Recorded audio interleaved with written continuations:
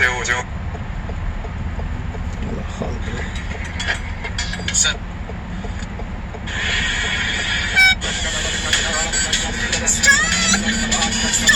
मलिक साहब ये एक शॉर्ट सुन लीजिए प्राइम मिनिस्टर साहब का, इसके ऊपर कमेंट कर जरूर कीजिएगा, सुनाइएगा जी प्राइम मिनिस्टर साहब को क्या। स्पीकर साहब मैंने तो इनको सबको देखा हुआ, मुझे तो पता है इनकी पहले हालात क्या थे। ये जिस तरह आप जो देख रहे हैं इसहाक डार को देखें, इसहाक डार ऐसे लगता है कि उसके बाप की साइकिल की दुकान नहीं थी, मेफेयर में कोई मर्सिडीज का शोरूम था। नवाज शरीफ इनकी शरीफ की फैमिली, अब इनकी फैमिली देख लें, इनकी फैमिली ऐसे नहीं लगती है ग्वाल मंडी में बड़ी हुई है, लगता है ये बकिंगम पैलेस में बड़े हुए हैं सारे। किधर से पैसा आया? सवाल यही पूछते हैं बार बार प्राइम मिनिस्टर साहब कि पैसा किधर से आया। मलिक साहब